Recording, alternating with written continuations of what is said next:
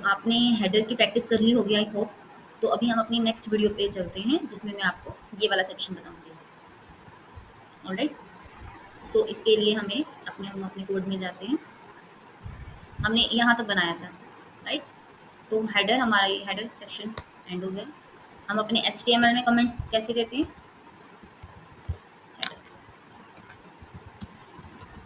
Header section, यहाँ पे हमारा एंड हो गया हेडर।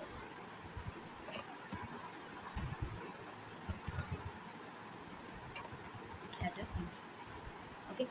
सो अब हमें बैनर सेक्शन बनाना है अपना।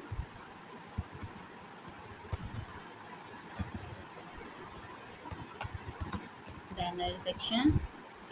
सो बैनर सेक्शन में हम सबसे पहले एक वीडियो वो बनाएंगे, सेक्शन क्रिएट करेंगे। सेक्शन ये HTML5 का ही एक टैग है, सिमेंटिक टैग सेक्शन। ये हमने एक सेक्शन ले लिया। सबसे पहले हम ये सेक्शन लिया। सेक्शन में हम सबसे पहले एक इसका कंटेनर बनाएंगे और डिव, जिस कंटेनर में मेरा जैसे ये अलाइन है प्रॉपर, ठीक है, उस हिसाब से सेम कंटेनर साइज रहेगा। क्लास हम सेम रखेंगे क्योंकि हमें सेम कंटेनर साइज चाहिए, तो हम सेम ही क्लास यूज़ करेंगे। जो एक बार जो हमने यहाँ पे बना दी CSS, तो हमें इसको बार बार लिखने की ज़रूरत नहीं है, राइट। यहाँ पे लिखी थी तो हमें बार बार लिखने की ज़रूरत नहीं है। यहाँ पे बस एक क्लास मेंशन कर दी, सेम CSS यहाँ पे अप्लाई हो जाएगी। अब ये सेक्शन, इसको सेक्शन को हम क्लास दे देते हैं। हमने ये बनाना है बैनर सेक्शन, ठीक है। तो हमने एक क्लास दे दी बैनर सेक्शन या बैनर रैपर, आप कुछ भी दे सकते हो, पर क्लास हमेशा सही से लेनी है। जैसे मैं हमेशा बोलती हूँ कंटेनर, राइट। अब कंटेनर के अंदर मैंने एक लिया है, इसको हम बैकग्राउंड इमेज लगाएंगे, राइट। पीछे हमने एक कंटेंट टाइटल देना है और फिर एक ये फॉर्म लगाना है, डिव क्लास कंटेनर। मान लो ये मेरा सेक्शन है। सबसे पहले हम उसके HTML क्रिएट करते हैं, HTML फिर CSS। HTML में आपको ये पता लग जाएगा कि मेरा एक सेक्शन लिया मैंने, ये इमेज मैंने पूरे में है मेरी, राइट। तो मुझे ये एक सेक्शन लिया बैनर सेक्शन, इस पर मैंने इमेज लगानी है, बैकग्राउंड इमेज, और फिर एक कंटेनर लिया जिसके अंदर ये है। अब ये कैसे बनाना है, तो एक डिव लेंगे हम, डिवीजन करने के लिए, जैसे हम करते हैं डिवाइड करने के लिए। एक डिव लिया सबसे पहले, उसमें तो हम एक हेडर लेंगे, क्लास हेडिंग, ठीक है। हेडिंग या टाइटल कुछ भी आप रख सकते हो, हमने हेडिंग रख दी है, सॉरी हेडिंग इस वाले गलत, heading find your rental car, okay. H1 अभी मैंने मेंशन कर दिया, तो बार बार आप H1 मत लिखना, ये SEO पर्पज के लिए भी सही नहीं होता, ठीक है।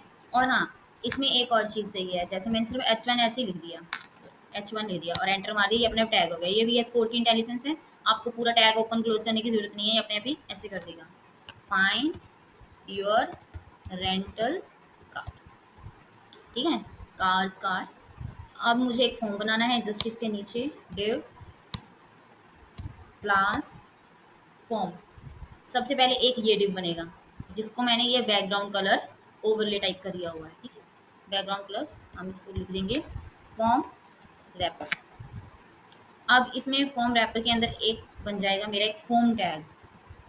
हम फॉर्म टैग क्यों यूज़ करते हैं, क्योंकि हमने जो भी इसके एक्शन पे सबमिट करना है, तो हम यहाँ पे ऐसे लिख सकते हैं एक्शन, और इसमें उसका वो डाल सकते हैं लिंक। सो अभी के लिए मैं आपको सिर्फ ज़्यादा कॉम्प्लिकेटेड नहीं करा रही, सिंपल सिंपल चीज़ें करा रही हूँ। फॉर्म यूज़ कर लिया। अब फॉर्म के अंदर, अब आप ध्यान से देखिए, ये एक रो में है, कितनी है 3, 1 2 3। तो एक तो मेन मेंशन हो गया कि एक मेन डिव बनेगी और उसके अंदर 3 डिव बनेगी, राइट। तो चलते हैं हम, सबसे पहले एक डिव बना ली मेन। अब इसमें मैंने एंटर मारा क्योंकि इसके अंदर मुझे 3 डिव चाहिए। इसको मेन क्लास दे दिया मैंने, मान लो इसको बना दिया फॉर्म ग्रुप रैप, क्योंकि मुझे फॉर्म ग्रुप रैप ये क्लास दे दी है मैंने इसको। अब इसमें मैंने 3 डिव और बनाने हैं। उसमें मुझे क्या चाहिए, पहले एक डिव, उसके अंदर 1 2 3 डिव। अब और जो सिंगल डिव है उसके अंदर एक मुझे लेबल चाहिए, जो हमारे इसके ऊपर ये लेबल है। और ये क्या है, इनपुट टाइप टेक्स्ट, ठीक है। जब जैसे मैंने इस पर कुछ टाइप करना है तो इनपुट टाइप टेक्स्ट, ठीक है। अब डिव ली, डिव के अंदर मुझे लेना है लेबल। लेबल क्या है मेरा, पिकअप लोकेशन, पिकअप लोकेशन, ठीक है।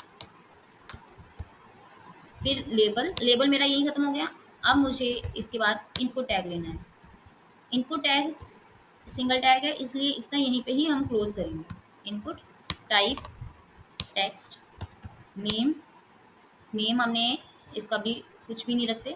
नेम ये हमने एट्रीब्यूट यूज़ करना है जब भी हम फॉर्म सबमिट करते हैं, तो ये एट्रीब्यूट बहुत ही इंपॉर्टेंट होती है। नेम, नेम वैल्यू, और ये प्लेस होल्डर। मान लो इसमें मुझे कुछ शो करवाना है, जैसे अभी यहाँ पे DDMMY हो रहा है, यहाँ पे मैंने लिखा दी लोकेशन, तो यहाँ पे मैं लिख दूंगी सर्च लोकेशंस, तो वो मेरा बाय डिफ़ॉल्ट ये लिखा हुआ आएगा। इसको भी हम क्लास दे देते हैं, इनकी कुछ स्टाइलिंग की ज़रूरत पड़ जाती है तो हम क्लास दे देते हैं। इसको हम डाल देते हैं फॉर्म ग्रुप। ठीक है जी, एक फॉर्म बन गया। पहले एक डिव बना फॉर्म के लिए, जिसको मुझे एक ब्लैक कलर का वो देना है बैकग्राउंड। फिर उसके अंदर मैंने एक फॉर्म टैग ही लिया जिसके अंदर हमने ये फॉर्म्स के सारे फीचर यूज़ करने, input type date time text. ठीक है, तो उस पर मैंने एक डिव लिया मेन डिव, जिसको हमने जिसके अंदर तीन एक ही रो में लेने हैं, तो एक डिव लिया। उस डिव के अंदर एक और डिव लिया जो ये सिंगल है मेरा, और इसके अंदर दो दो और एलिमेंट्स लिए ये मैंने, लेबल और इनपुट टाइप, लेबल और इनपुट टाइप। ठीक है, अब ये मैंने तीन डिव लेने हैं, इसको हम सेम टू सेम ऐसे कर देंगे कॉपी पेस्ट। ये बन गए मेरे एक ही रो के अंदर तीन डिव। ठीक है, एक ही रो के अंदर ये तीन डिव बन गए सेम टू सेम। अब मुझे ये भी नीचे चाहिए, तो हम क्या करेंगे, सेम कर लेंगे कॉपी पेस्ट। ये सेक्शन तो अपना बन गया। अब ये कार्स है और ये अप्लाई कॉर्पोरेट और डिस्काउंट रेट्स, ये है मेरा। देखो, अब आप बता सकते हैं ये क्या यूज़ करा है मैंने, एंकर टैग, राइट। यहाँ पे मैंने यूज़ करा है एंकर टैग, और ये क्या है मेरा बटन। ठीक है, तो ये मेरा डिप खत्म हो गया, ये डिप खत्म हो गया, ये मेरा यहाँ खत्म हो रहा है, तो इसके नीचे मेरा आ जाएगा एंकर टैग में मिल रहे हैं सिंगल डिव, डिव क्लास, इसको हम दे देंगे लिंक लेबल, इसके अंदर anchor tag, anchor tag href। अभी मेरे पास कोई लिंक है नहीं, हैश दे दिया मैंने, इस पे दे देंगे अप्लाई कॉर्पोरेट डिस्काउंट, ये कर लिया मैंने कॉपी। ठीक है, अब इसके नीचे फिर एक और डिव चाहिए मुझे जिसमें मुझे बटन लगाना है। जो भी डिव होता है बाय डिफ़ॉल्ट वो ब्लॉक होता है, मतलब वो बाय डिफ़ॉल्ट पूरी ही स्पेस लेता है। डिव ब्लॉक, डिव और स्पैन में बहुत फ़र्क होता है। जो स्पैन होता है, स्पैन सिर्फ उतनी ही जगह लेता है जितना हमारा कंटेंट है, और डिव उतनी ही, जैसे ये अगर मैंने इस पे स्पैन यूज़ करूँगी तो ये सिर्फ इतना ही कंटेंट लेगा, मतलब इतनी ही स्पेस लेगा ये। अगर यही मैं डिव यूज़ करूँ तो ये मेरा यहाँ तक स्पेस लेगा पूरा, राइट। अब मैंने यहाँ पे डिव यूज़ करा है, डिव बटन रैपर। ठीक है, अब यहाँ पे हमने बटन बना दिया। बटन में क्या है मेरा, शो कार्स, इसको हम क्लास दे देते हैं। हाँ, एक मैं और शॉर्टकट तरीका आपको बताती हूँ। अगर मान लो आपने इतना कुछ नहीं लिखना, मान लो आपने कोई क्लास देनी है, बटन को पता है आपने कोई क्या क्लास देनी है, मान लो मैंने देना है मतलब मेरा प्राइमरी बटन, प्राइमरी बटन ऐसे दे दिया ना डॉट डाल के, और फिर एंटर। देखो ये डिव बन के आपको अपने आप ही क्लास बन के ऐसे आ जाएगा, डिव क्लास। तो ये शॉर्ट तरीका है डिव में अगर आपने क्लासेस ऐसे देनी है तो, प्राइमरी। ठीक है, चलो लेआउट तो हमारा ये हो गया तैयार स्ट्रक्चर। अब हम इसकी करेंगे सीएसएस। पहले हम इसका एक देख लेते हैं ये कैसा दिख रहा है। ये अभी ऐसा ही दिखेगा। ठीक है, हमने ये लेबल्स तो चेंज नहीं करे, लेबल चेंज करे, पिकअप लोकेशन, पिकअप डेट। अब बाकी की जो चीज़ें इनपुट टाइप वो भी चेंज कर देते हैं। ये हो गया मेरा टाइम, यहाँ पे है drop off, drop off drop off location, drop off date, drop off time. Okay okay, अब डेट के लिए हम इनपुट टाइप यूज़ करते हैं डेट, जिसमें मुझे सेम ऐसा ही डेट पिकर बन के आ जाएगा। आपको कैलेंडर की इतनी ज़रूरत नहीं पड़ेगी, जो jQuery का है, हमें इसी से ही अपना काम चला सकते हैं। और इनपुट टाइप टाइम से हमारा टाइम हम चूज़ कर सकते हैं। यहाँ पे ऐसे क्लॉक का आइकन बना आ जाएगा और यहाँ पे हम टाइम ऐसे चूज़ कर सकते हैं। ठीक है, तो ये बहुत ईजी है। इनपुट टाइप डेट के लिए डेट यूज़ करना, टाइम के लिए टाइम, और अगर कुछ लिखना है तो इनपुट टाइप टेक्स्ट है। ठीक है, अब ये मेरा यहाँ पे हो गया, राइट। अब इसको हम अच्छा सा डिज़ाइन करते हैं। सबसे पहले हमने क्या करना है, इसको बैकग्राउंड कलर देना है। अब ये देखो सेक्शन बाय डिफ़ॉल्ट पूरी स्पेस ले रहा है मेरा, इसका मतलब है आप अगर इस पे इमेज लगाओगे तो पूरे पे आएगी, ठीक है? और कंटेनर सिर्फ़ इतनी स्पेस ले रहा है, इसलिए हमें किस पे लगानी है इमेज? इसमें बैनर सेक्शन में। ओके। अब बैनर सेक्शन में इमेज लगाने के लिए सबसे पहले हमें एक इमेज लेनी है और एक फ़ोल्डर क्रिएट करना है जिसमें हमने सारी इमेजेस रखनी है। यहाँ पे मैंने क्रिएट करा इमेजेस, ऐसे आपने क्रिएट कर लेना है और इसके अंदर इमेज डालनी है। अब मेरे पास है पहले से ही इमेज, लाइक ये रही। यहाँ से अगर आपने जाना है कि मेरा ये फ़ोल्डर कहाँ बना है, तो आप इसको भी ओपन कर सकते हो। रिवील इन फाइल एक्सप्लोरर, यहाँ पे गए, यहाँ पे आ गए सीधा, ठीक है? ये डाल दिया हमने स्लाइड 1, इमेज डाल दी। ये मेरी जेपीजी इमेज है, यहाँ से पता लग जाएगा आपको। चलो, अब हम इसको एक बैकग्राउंड इमेज देते हैं। ये मेरा हेडर बार। अब आप देखो सिर्फ इतनी ही सीएसएस लगी, सिर्फ इतनी ही सीएसएस लगी जिससे मेरा हेडर डिज़ाइन हो गया था। कम से कम सीएसएस यूज़ करो जिससे हमारा फाइल साइज़ और कम हो जाए। अब क्या करना था मुझे, इसको बैकग्राउंड इमेज देनी है जिससे वो मेरी कार वाली background image same to same आ जाए। यहाँ गए डॉट, हाँ कुछ ऐसी प्रॉपर्टीज जो आपने जब भी बैकग्राउंड इमेज देनी है तो वो यूज़ करनी है। सबसे पहले लिख दिया मैंने बैकग्राउंड, यूआरएल देना है। यूआरएल का मतलब यहाँ पे हमारा वो पाथ है इमेज का, डॉट डॉट। अब ये डॉट डॉट का मतलब क्या हुआ, मतलब मेरी सीएसएस फोल्डर के अंदर है सीएसएस, ठीक है? डॉट डॉट का मतलब हुआ कि हम डॉट डॉट से हम उस फोल्डर से बाहर आ गए और हम यहाँ पे आ गए सीएसएस इमेजेस में, ठीक है? और इसके अंदर है मेरा स्लाइड। अगर मान लो मेरा ये मैं मेरी स्टाइल डॉट सीएसएस बाहर होती, सीएसएस के अंदर नहीं होती, राइट? तो मैं ये डॉट डॉट स्लैश नहीं यूज़ करती, सीधा इमेजेस फोल्डर ही लिखती। इसलिए अब हमारा सीएसएस के अंदर स्टाइल डॉट सीएसएस, इसलिए डॉट डॉट हैश बैकग्राउंड। अब इसमें हमने जो प्रॉपर्टी यूज़ करनी है सारी, background, background size, cover, background repeat, no repeat, background position, center. इसमें बैकग्राउंड पोजीशन में और भी बहुत सारे हम कर सकते हैं, इसमें top bottom right left percentage के थ्रू जैसे भी, ठीक है? ये बेस्ट वे है। बैकग्राउंड पोजीशन हो गया। अब आपको क्या लगता है इससे मेरी इमेज शो होगी? नहीं होगी शो, क्योंकि इसके अंदर अभी मैंने इसकी इमेज उतनी ही शो होगी जैसे जितना मेरा कंटेंट है उसके अंदर, फुल विड्थ नहीं होगी शो। जैसे ये हो रही है इतनी नहीं शो होगी, जितना मेरा इसके अंदर फॉर्म है उतनी ही शो होगी। अब ये देखो सिर्फ इतनी शो हो रही है क्योंकि इसके अंदर मेरा पूरा कंटेंट नहीं है।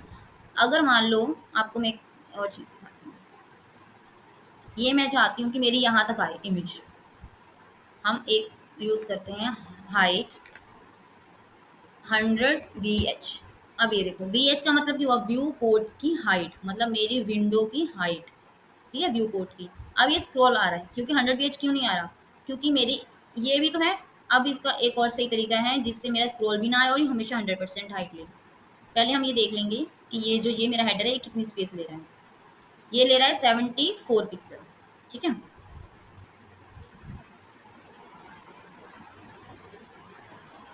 ये रहा मेरा हेडर। अब इसके नीचे एक और स्पेस आ रही है।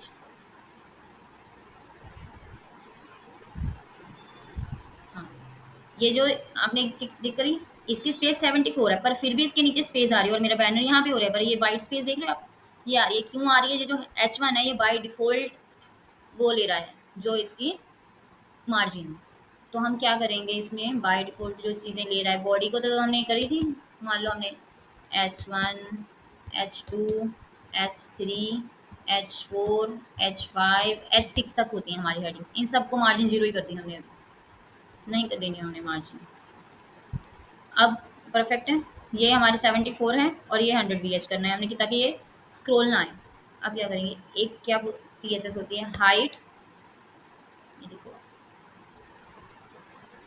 ऐसे करके देखो, हाँ विजिबल, हाँ। अब हाइट कैल, इसमें हम करेंगे 100 VH माइनस 74 पिक्सल। अब ये देखो स्क्रॉल भी नहीं आ रहा मेरा और पूरा 100 VH है। मतलब आपकी स्क्रीन साइज चाहे जितनी भी हो, अगर आप आईपैड है, आईफोन है या फिर आपका विंडो है, ये इतना ही हाइट लेगा इसका। ये देखो, बड़ा मैंने बड़ी स्क्रीन कर दी, छोटी स्क्रीन कर दी, ये मेरा 100 VH ऐसे ही ले रहा है। ठीक है, तो ये आप अपने अकॉर्डिंग कर सकते हो कितनी हाइट आपको चाहिए। या आपको एक अलग प्रॉपर्टी बतानी थी कि हाइट कैल्क यूज़ करके हम ऐसे यूज़ कर सकते हैं, कैल्क कैसे यूज़ करते हैं, तो बस उसको दिखाने के लिए मैंने ये प्रॉपर्टी एक्स्ट्रा यूज़ करी है। आगे मैं ये यूज़ नहीं करने वाली, अभी जस्ट आपको सिखाने के लिए यूज़ करिए। हाँ ठीक है, अब हम क्या करेंगे,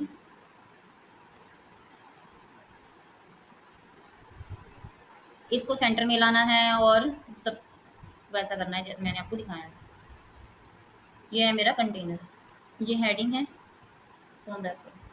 ओके, हम क्या करेंगे, हेडिंग और ये इन दोनों को एक और डिब में डालेंगे ताकि इसको मुझे सेंटर में रखना है। ये डिब है मेरा एक, और एक ये डिब है, इन दोनों के ऊपर एक और पेरेंट डिब बनाएंगे हम। पेरेंट डिब बनाना है मुझे, मैं बना लिखती हूँ फॉर्म लोकेशन फॉर्म। ठीक है, ये बन गया डिब। अब इसको हमने क्लोज करते हैं इस डिव के बाद, ताकि इसके अंदर मेरा आए। ठीक है, अब ये मेरा एक और डिव बन गया जिसके अंदर आ रहा है। अब ये display flex align item center, sorry align item center flex direction column. Okay, इसमें हम justify content center right height.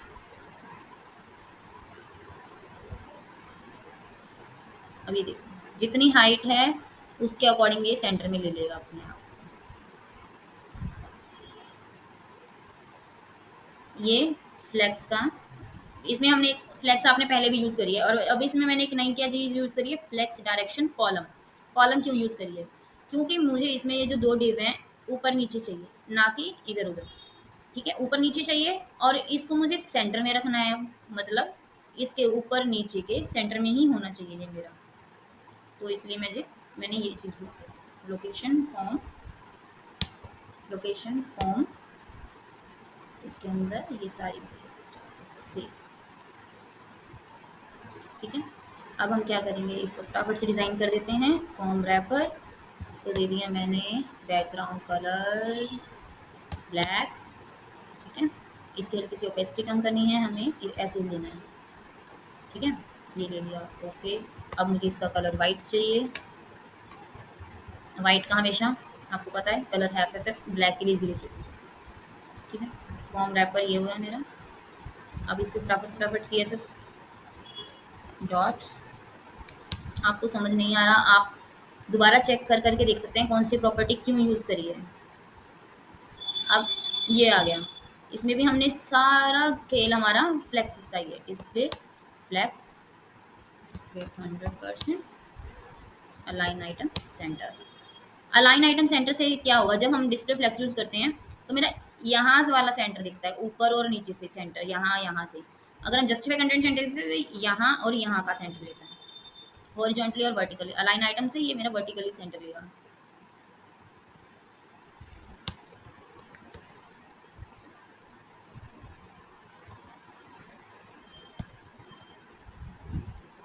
अब ये मुझे एक दूसरे के ऊपर नीचे चाहिए, फॉर्म ग्रुप। ठीक है, अब आपको पता है अगर मुझे फॉर्म ग्रुप ऊपर नीचे चाहिए तो उसके लिए हम क्या कौन सी प्रॉपर्टी यूज़ करते हैं, फ्लेक्स के साथ फ्लेक्स डायरेक्शन कॉलम। ठीक है, अब मुझे ये पूरे फुल विड्थ चाहिए, इनपुट टाइप जितने भी है। एक हम काम करते हैं, सभी इनपुट टाइप को एक क्लास दे देते हैं, कॉमन सी क्लास, लाइक इनपुट फील्ड। ठीक है, ये क्लास सब में दे, ताकि हमने जो एक में एक बार प्रॉपर्टी लगाओ और सब में यूज़ हो जाएगी।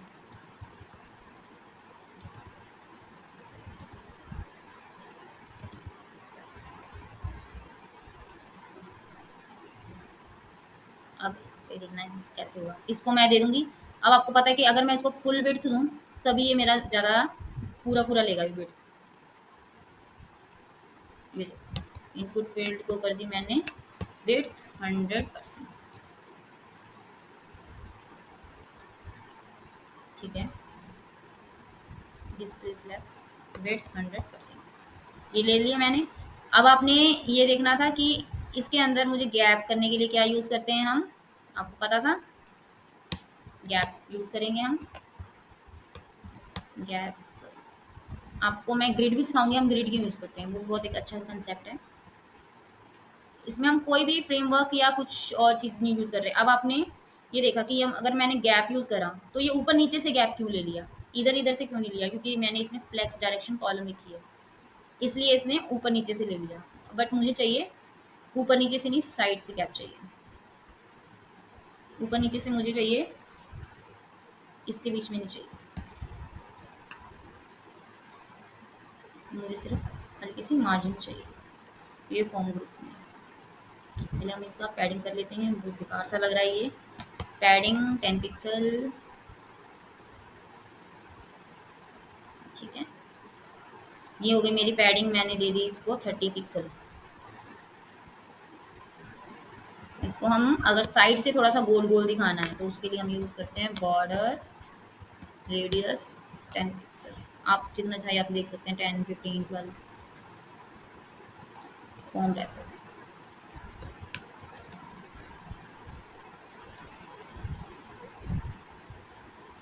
हाँ, अब हमने इसके अंदर स्पेस देनी है, ठीक है, तो वो हम कैसे देंगे, हम इनमें मार्जिन दे देंगे, ये इक्वली मार्जिन आ रही है मेरी साइडों से। अब इसका क्या मतलब हुआ, मार्जिन क्यों देते हैं, स्पेसिंग के लिए ऑलवेज, ये स्पेसिंग के ही एलिमेंट्स होते हैं, मार्जिन, पैडिंग, गैप, ये सब उसके लिए होते हैं। मार्जिन मुझे स्पेस करना थी ऊपर नीचे से 0 और राइट लेफ्ट से 11, देख रहे हो आप, राइट लेफ्ट से मेरी 8 पिक्सल हो गई हैं, ऊपर नीचे से 0 पिक्सल। अब ये मैं यहाँ पे margin they, margin 0, 8 pixel.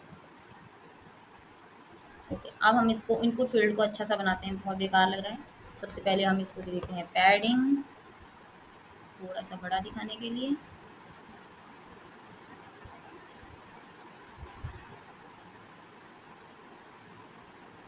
Border radius, of course round shape के लिए हमें बॉर्डर रेडियस दे दिया 5 पिक्सल, ठीक है, फॉन्ट साइज 15 पिक्सल, ठीक है, मार्जिन बॉटम। अब मुझे बॉटम में मार्जिन चाहिए, थोड़ी सी स्पेस चाहिए इसके नीचे से, बॉटम आप देख सकते हो कि कितनी चाहिए, मैंने अभी 15 दे दी है इनपुट फील्ड में। अब मैंने जो इनपुट फील्ड थी उसमें ये सारी आइटम्स हम ऐड कर देते हैं।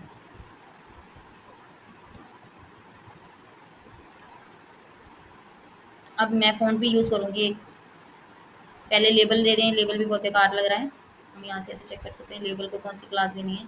मान लो font 5 14 pixel, margin bottom 10 pixel,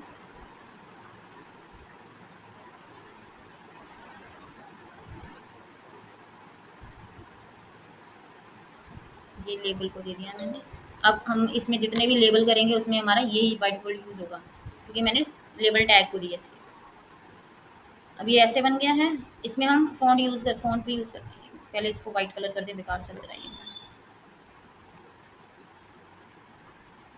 ये देखो रिस्पॉन्सिव भी है, इसको मैं और भी अच्छे से रिस्पॉन्सिव करके दिखाऊंगी आपको। H1 है मेरा, H1, इसको कलर कर दिया मैंने, बहुत ही सिंपल प्रॉपर्टीज बता रही हूँ ताकि आपको याद रहे हमेशा। फॉन्ट साइज,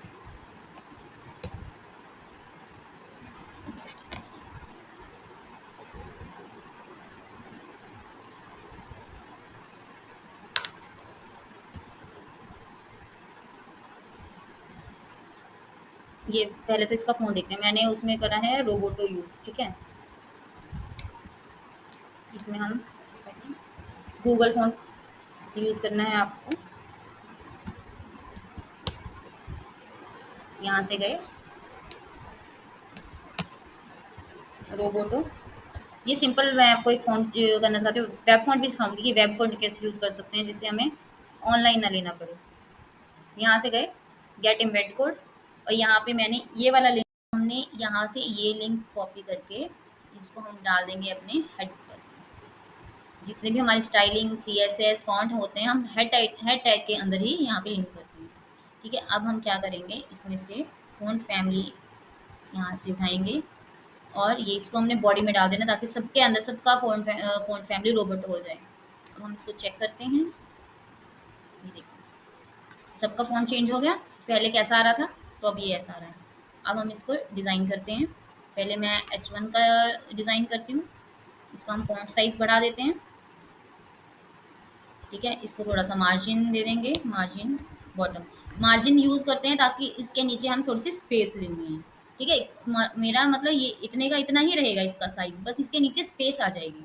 ये है मार्जिन। पैडिंग क्या होती है, अगर मान लो मुझे इसके नीचे पैडिंग देनी है, स्पेस वो भी दे देगी पैडिंग। ठीक है, मान लो मैंने दे दी पैडिंग,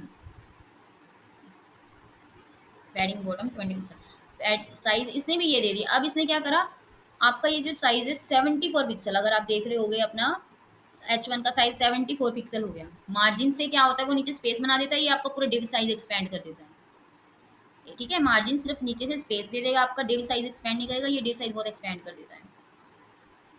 मैंने मार्जिन दे दी।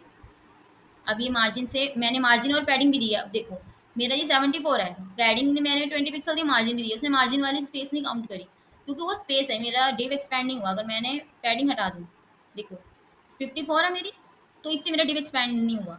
तो मार्जिन हम उस केस में यूज़ करेंगे जिस केस में हमें डिव को एक्सपैंड नहीं करना है, सिर्फ स्पेस दिखानी है। पैडिंग उस केस में यूज़ करेंगे जिस केस में हमें उसको एक्सपैंड करना है। ठीक है, अब मार्जिन एंड पैडिंग का आपको फ़र्क तो पता लग गया कि इसका यूज़ केस क्या है। Font size 45 pixel, margin margin bottom 20 pixel. Okay, अब इसको कंप्लीट करें। ठीक है, अब हम क्या करेंगे, इसको थोड़ा सा सही करते हैं हम। पैडिंग बढ़ा दो इसकी, इनपुट फील्ड है ताकि ये थोड़ा एक्सपैंड हो जाए। जैसे मैंने एक्सपैंड वर्ड यूज़ करा था, अब ये मैंने 13 कर दिया ताकि टॉप बॉटम से 13 और राइट लेफ्ट से 8 हो जाए। ठीक है, अब ये हो गया। अब मैंने इन दोनों को चेंज करना है। अब फटाफट से ये डिव करती हूँ। हाँ, अब ये आप देखो, डिव और स्पैन में डिफरेंस बताती हूँ मैं आपको। ये है मेरा डिव, ये डिव आप देख रहे हो, ये जो ब्लू हाईलाइट हो रहा है इसका मतलब इसने पूरा सेक्शन ले लिया, ब्लॉक पूरा ले लिया डिव। ठीक है, अगर मैंने स्पैन यूज़ करूँगी, देखो स्पैन लिया तो इसने अब क्या करा, जितना कंटेंट है मेरा उसके अंदर सिर्फ उतनी ही स्पेस लिया है। अब इसका मतलब जो मेरा डिव होता है वो बाय डिफ़ॉल्ट ब्लॉक होता है और स्पैन इनलाइन होता है। ठीक है, इसलिए हमें डिव वहाँ यूज़ करना है जहाँ पे हमें बाय डिफ़ॉल्ट पूरा ब्लॉक चाहिए, और स्पैन वहाँ जहाँ हमें सिर्फ कंटेंट जितनी ही विड्थ चाहिए। तो अब हम क्या करेंगे, बटन रैपर के अंदर जो मेरा प्राइमरी बटन है इसको दे देंगे। इसका क्या करेंगे, फटाफट से यहाँ से CSS करो, इससे आपको ईजी हो जाएगा। बैकग्राउंड यहाँ से मैंने रेड देके यहाँ पे इसको क्लिक करा, फिर यहाँ पे क्लिक करा, हमारा background same as it is आ गया। इसको थोड़ा और कर देते हैं। हाँ, ठीक है, अब इसकी विड्थ मुझे करनी है 100%, फुल कर दी। इसका कलर करना है white, colour means font colour, not a background colour, font colour white. और इसकी थोड़ी पैडिंग बढ़ा देते हैं, लाइक 20 पिक्सल, 20 मूवी 15। ओके, अब इसका फॉन्ट साइज बढ़ा देते हैं 17, 18, 20, दैट्स फाइन। And border 0। फिर हमें इसको राउंड शेप देना है साइड में, तो हम क्या यूज़ करेंगे, border radius. Yes, okay, border radius. अब ये हो गया हमारा बटन का स्टाइल। इसको हम एज इट इज़ यहाँ पे पेस्ट कर देंगे। अब ये क्या हुआ, मैं यहाँ से ये बटन हटा देती हूँ क्योंकि हमने डॉट प्राइमरी बटन, जो बटन को क्लास दी है प्राइमरी बटन, मैंने इसको ही CSS दे दी। अब हमने किसी भी बटन को सेम ये ऐसा ही स्टाइल देना है, तो हमने सिर्फ प्राइमरी बटन उसका एक क्लास देनी है, तो CSS दोबारा करने की जरूरत नहीं है आपको, यही CSS अप्लाई हो जाएगी बार बार। अब इसको चेक करते हैं। अब ये मेरा एंकर टैग है, इस एंकर टैग को बाय डिफॉल्ट ब्लू कलर आएगा, तो हमें इसको कलर चेंज करना है। मान लो कलर मैंने इसको दे दिया वाइट। ठीक है, वाइट दे दिया। अब इसको थोड़ा सा मार्जिन बॉटम, अगर हम अब इसमें मार्जिन बॉटम लगाएंगे ये वर्क नहीं करेगा, देखना नहीं करा, क्योंकि एंकर टैग भी बाय डिफॉल्ट इनलाइन होता है, तो हमें इसको डिस्प्ले इनलाइन ब्लॉक करना पड़ेगा। अब ये जितना है उतनी स्पेस लेगा, पर अब ये मेरे मार्जिन भी पिक कर लेगा। इनलाइन होता है तो वो मेरा नहीं पिक करेगा। ठीक है, अब ये मेरा है लिंक लेबल, उसके अंदर एंकर टैग। अगर मैं सिंपल एंकर टैग को ही दे दूंगी तो ये मेरे सारे एंकर टैग के अंदर सेम चीज़ अप्लाई होएगी, कलर भी और सारा कुछ। इसलिए मैं क्या करूँगी, इसके ऊपर जो मैंने पेरेंट डिव बनाया था वो क्लास लगा के स्पेस ए, स्पेस का मतलब उसके अंदर जो है नेस्टेड सीएसएस, ठीक है। ये कर दिया मैंने, ये हो गया मेरा, ये देखो ये पेज बन गया मेरा। अगर आपको लेबल का साइज छोटा बड़ा करना है आप अपने हिसाब से कर सकते हैं। लेबल मैं आपको ये भी थोड़ा बड़ा कर देती हूँ, लेबल 16 पिक्सल, ठीक है। हाँ ये हो गया। इसमें बॉर्डर आ रहा है इनपुट फील्ड में, ये बॉर्डर नहीं अच्छा लग रहा है, इसका हम बॉर्डर 0 कर देते हैं आपसे, ठीक है। अब आपको इसमें अगर वाइट देना है वाइट दो, या कोई और कलर देना चाहते हो आप इसमें वो दे सकते हो। ये तो बहुत बेकार लग रहा है, ये मैं इसको ग्रेश में दूंगी थोड़ा सा। अगर मान लो ये दे दिया और इसका कलर हम कर देते हैं वाइट, ठीक है। इनपुट फील्ड में इसका कलर वाइट, अच्छा ये भी नहीं लग रहा।